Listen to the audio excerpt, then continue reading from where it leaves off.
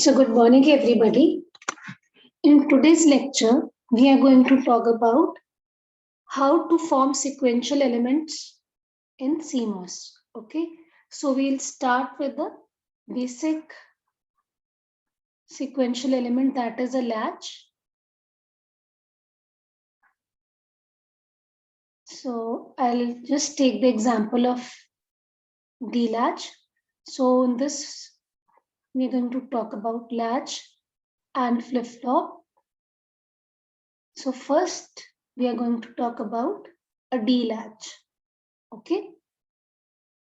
So last time, as we saw that in case of combinational components, okay, we can make use of either transmission gates. We had seen the example of 2:1 multiplexer, or we could have made use of CMOS gate equivalent circuit.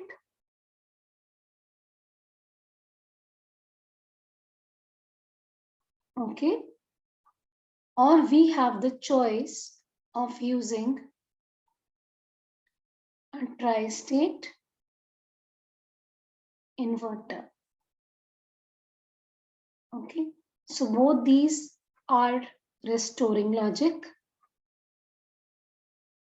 while transmission gate is a non-restoring logic. We have already talked about what is restoring and a non-restoring logic. Okay, so let's try to implement the D latch using these three methods. So let's start with it. So first, we'll start with the basic D latch circuit. When I say D latch, I would be talking about a gated D latch, that is a clocked version of that.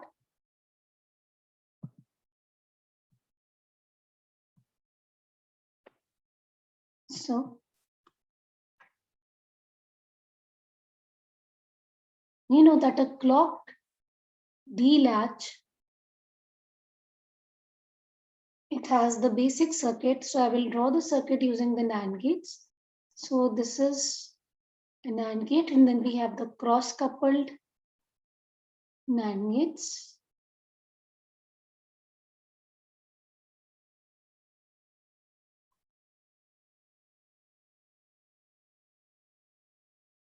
Okay, so we have the output Q here, we have the output Q bar here, and here also the output is coming. This is my input D.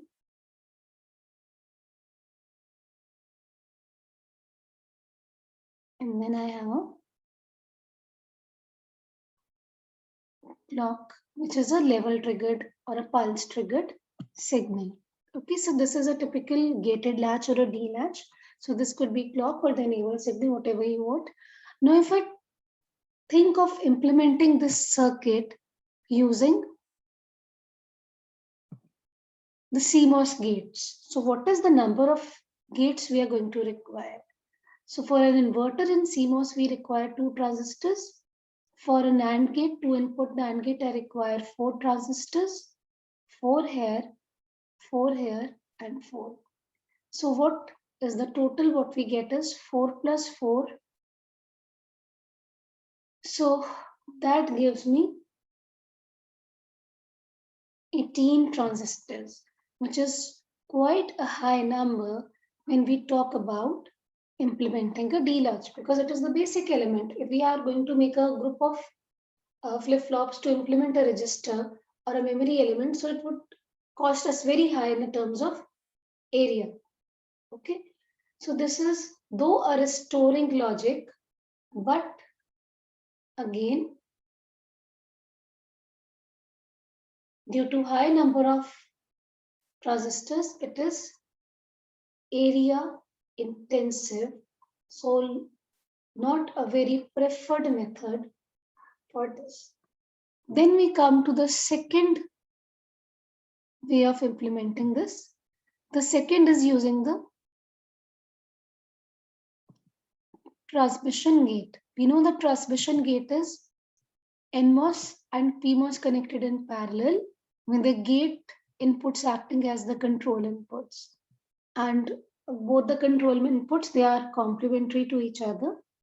So when we want to implement, the typical structure for implementing is we make use of a multiplexer. Okay. So this is my inverter. This is another one.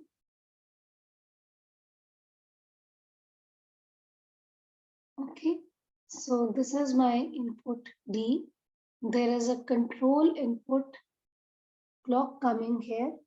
So this is coming to input 1. This is coming to 0. And this is my output Q. And here we are having Q bar. So equivalently, if I open, I know that 2:1 multiplexer. So this 2:1 multiplexer, we have already seen how we had implemented using transmission gate. So I replace it using this. So this is my input which is coming. So this is my transmission gate which is there. Clock bar. So this is my clock signal. So the output of this is going to an inverter. So here I have my output Q and here I have my output Q bar. So there's a feedback path which is again coming. And then here we have another transmission gate.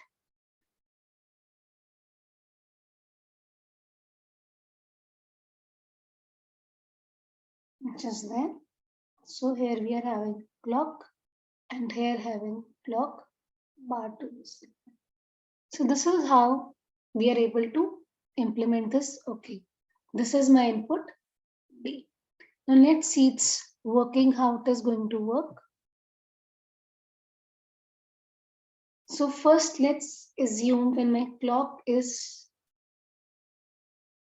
0.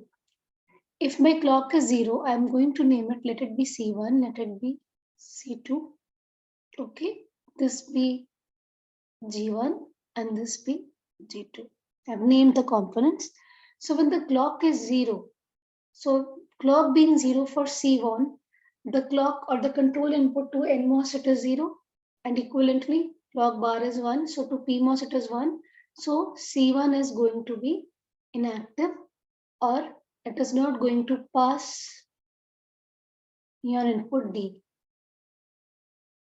Okay, so the status of Q is not changing with the input.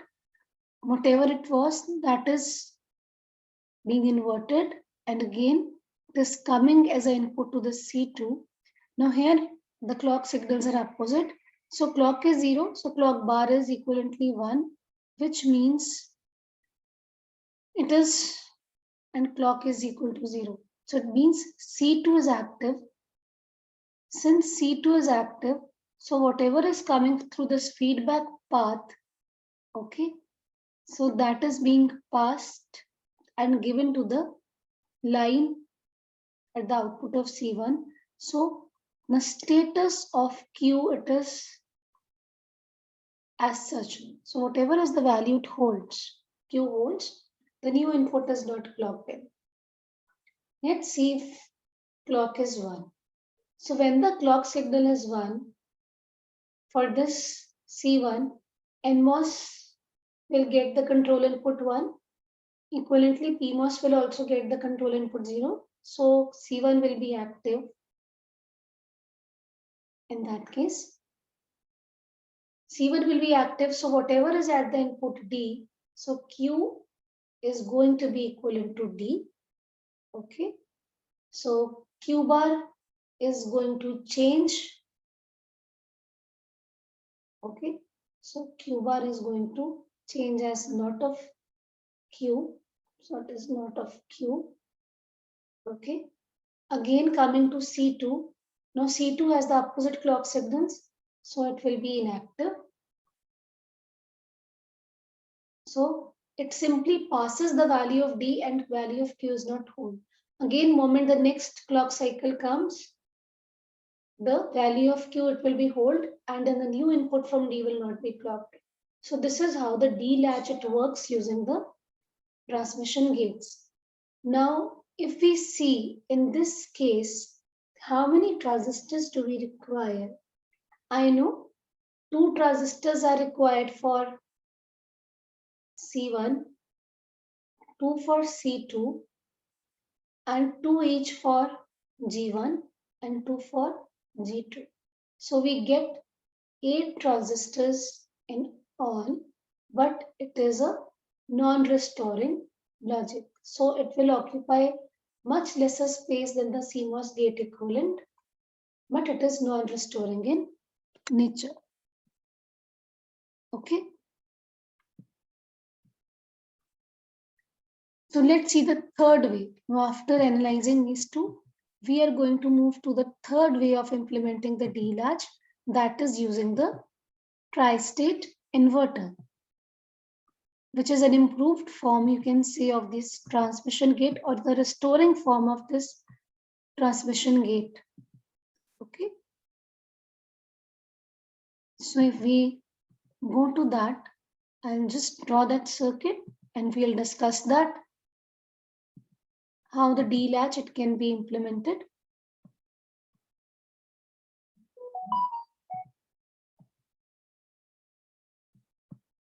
So let's try to implement using the tri-state inverter represented as. So this is my input A. So this is my E bar or E, or you can write control, and this is your output. So this is the symbol for this. And the typical structure is we can have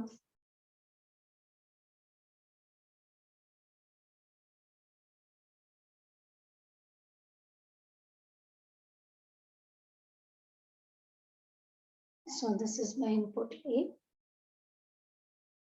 And here I'm going to have my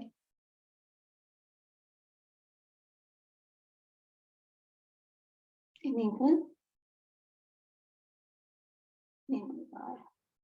This is my output Y. This is grounded. This is by VDD.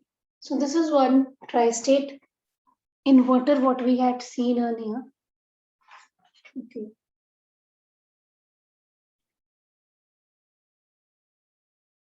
Okay. So let's now use it for building the D latch.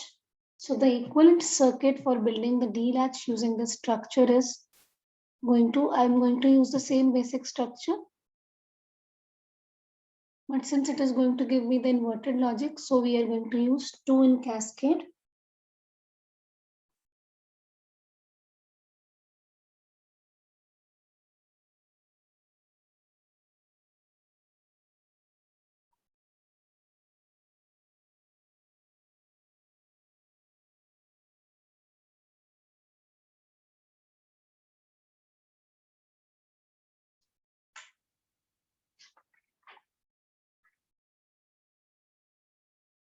So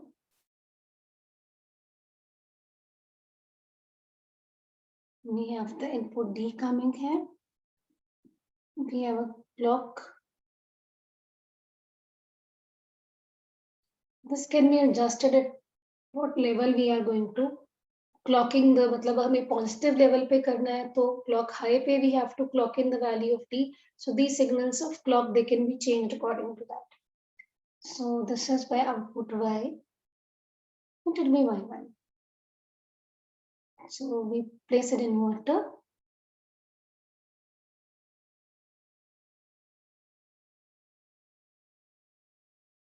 CMOS inverter to invert the output, because otherwise it will give me the inverted output. Let this intermediate output be. Then again we have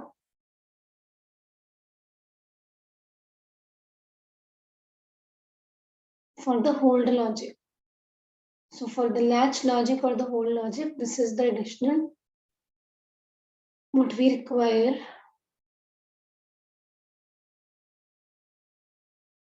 So we have this. Now this should work on the opposite signal. So whatever you have given in the first, you should give the first wala.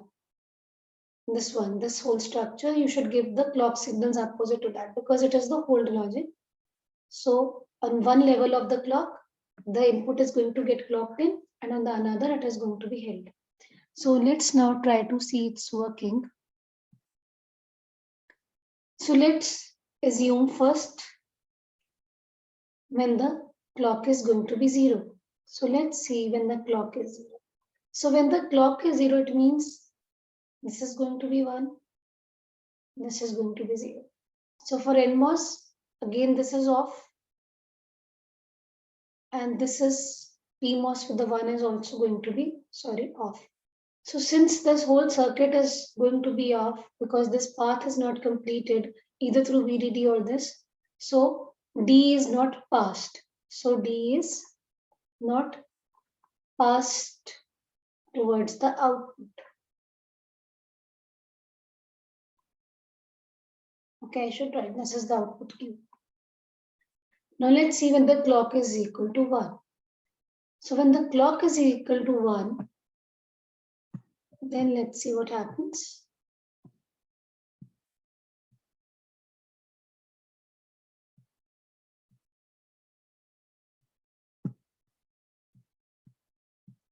So I just need to redraw this.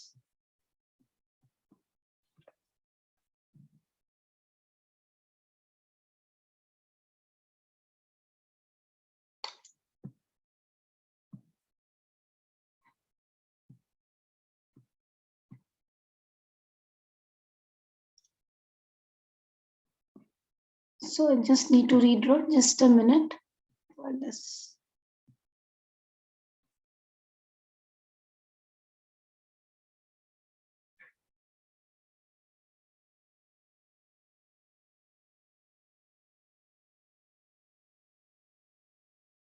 Okay. So here we have the clock signal. Here we have again the D signal. This is my output, my one. So let's now try to analyze the circuit when clock is 1. So when the clock is 1, it means clock bar is going to be 0 and clock is going to be 1. So with that, the circuit is going to get complete. Okay. So when the circuit is complete, whatever is at the value of D, that is going to get passed on to Y1. So my Y1 is going to be equivalent to D. So my Y2 is actually equal to D bar because this is simply acting as the inverter. Okay, but now this circuit, okay, because clock is 1, so this PMOS is going to be off and this is going to be off on 2. So I am able to clock in the value of D. So D is passed. Okay, but Q is not given equal to D. Q का status नहीं change हो रहा because ये work नहीं कर रहा. But जैसे ही हमारा clock 0 होगा, so जो भी this will become active. When the clock is 0, this is becoming active.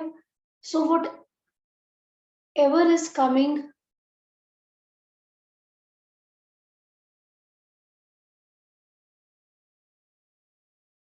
let's try to analyze this using the values of D. अगर तो D 0 था, मैंने हम इसी clock 1 को ही करते हैं to better understand this, how the value is getting passed. So if D was 0 here, initially हम मान के चलते that previous value of it was 0. Okay, and clock is going to be high. So with D is equal to 0, this path will be completed. So Y will be equal to 1. ये क्या हो जाएगा? 0 हो जाएगा. ठीक है. So clock high है.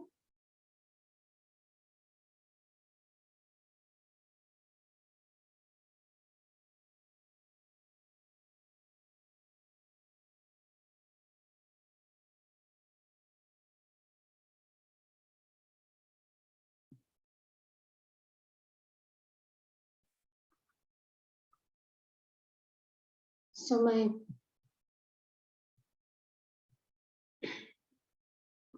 y2 is equal to 0.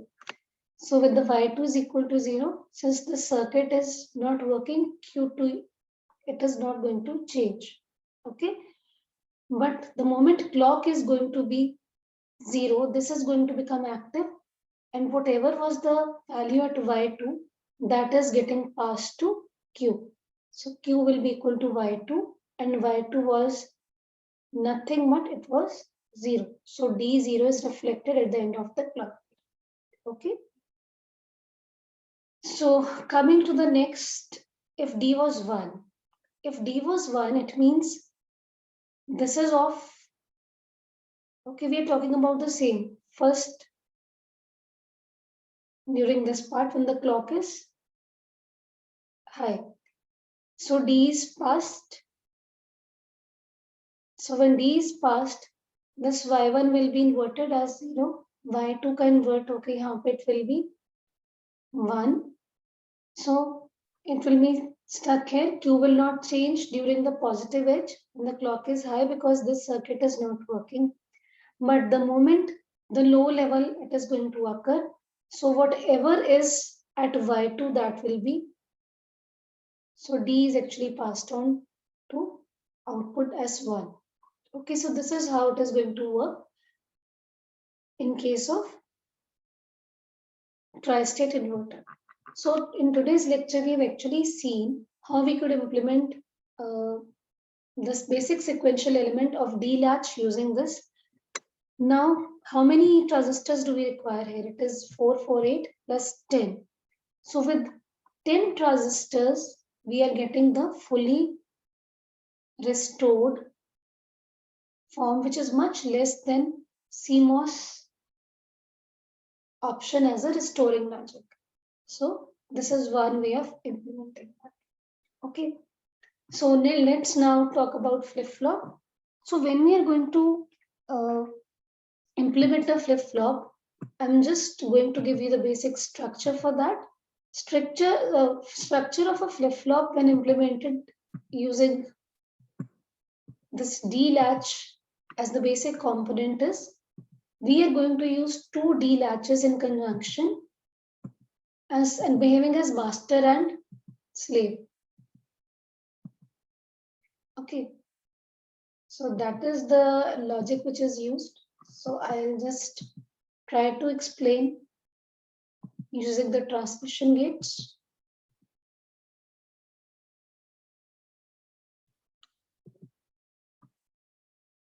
Because using this, it will be quite big circuit. So that I leave as an exercise to you people if you want to try. Because again, that will be occupying a lot of area. So for that, transmission gate implementation is the one which is preferred. So we'll see. So the basic structure of implementing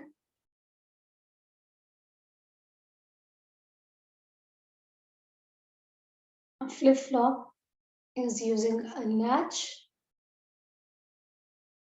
in the master configuration and another latch in the slave configuration. So this is my input D, which is coming. So the output of the master. So this is going to behave as master. This is going to behave as a slave. Okay. And this is the output Q. And they both are going to work on the complementary clocks. So this is our clock signal, which is going to be there. So I'll try to draw it more clearly, and I'll open up this latch structure to be formed using the transmission gate so that you get a clear picture, and we'll see the working also.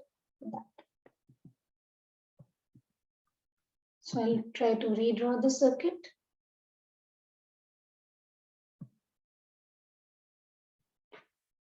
Okay. So first I have the D input, which is coming through a transmission gate. So I have a transmission gate. Again, I told you, clock in, clock bar have to be decided whether you are going to clock in on the positive edge or on the negative edge. So that it is your choice. You can change the levels also. So if I use clock here and clock bar here, I am going to use clock here and I am going to use clock bar here. Okay. So बाकी सारा structure it is same. We are just going to make them work on the complementary clocks. That is the only thing. So again, this is there.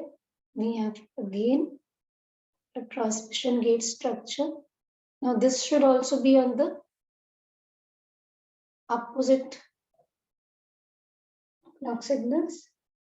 So this is going to be on clock bar and the sun clock and connect it here. Similarly, I'm going to complete this circuit. So this you have already done. We're just trying to recreate the logic for implementing a flip-flop. Okay. So इसका complement होगा यहाँ पे clock and this is going to be clock bar. So this is input Q, this is Q, and this is going to be my QM. This is QM, which is going to go forward. So let's see how it is going to work. To see it's working, we'll assume that your day is, let's say, 0. Okay. Assume when your clock is equal to 0. So when the clock is 0, I'm again going to name these as C1, C2, C3 and C4. These as G1, G2, G3 and G4. Okay. So when the clock is 0. So when clock is going to be 0, it means this is 0. This is going to be high. So it means C1 is going to be active. Okay. So C1 is active and my QM signal is going to be equal to D. It means अगर मेरा D 0 है तो मेरा QM bar क्या हो जाएगा? It will be 1. Okay. लेकिन in the meantime C2 is also inactive. Okay. और C3 NMOS को क्या सिग्नल मिल रहा है? 0 clock. PMOS को क्या मिल रहा है? Clock bar, that is 1. So it means C3 is inactive. So the value what we are giving as the input to this C3, it is not getting passed to the second circuit and Q holds whatever is the value that is not passed. But the moment your clock is equal to 1, C1 becomes inactive क्योंकि clock bar क्या हो जाएगा? 0. वो NMOS को जा रहा है C1 में, so it will not work. And equivalently PMOS को क्या मिल रहा है? 1. So high पे वो work नहीं करता. So my QM will not change. So it remains equal to D. QM bar in this case is equal to 1 because we have assumed D to be 0. But my C3 is active. Since C3 is active, so actually my output of this C3, let it be QS. QS is equal to 1, that is QM bar, and my Q is equal to 0. So my D was what? 0. What I had wanted to pass. So I have actually passed on the value of D0. Okay, so this is how it works. So I hope we are now clear on how we are going to form the basic sequential circuits using the CMOS. And these are just the building blocks. Any complex circuit, these can be built using these building basic blocks. Okay. So transmission gate implementation is the most commonly used because it occupies lesser area, though it is non-restoring. But since when we are going to implement a memory bit, or when we are going to memory logic, or we are going to implement registers, we require a lot of these basic cell structures. So making use of the inverter logic, tri-state inverters or CMOS gate equivalent, and that becomes quite area intensive. So this is one of the most preferred for the critical applications of the critical part where storing is required. Tri-state inverter may be a choice, but otherwise, this is the most commonly used implementation of the sequential approach. So that was all about how to implement the basic sequential elements in CMOS. So thank you so much.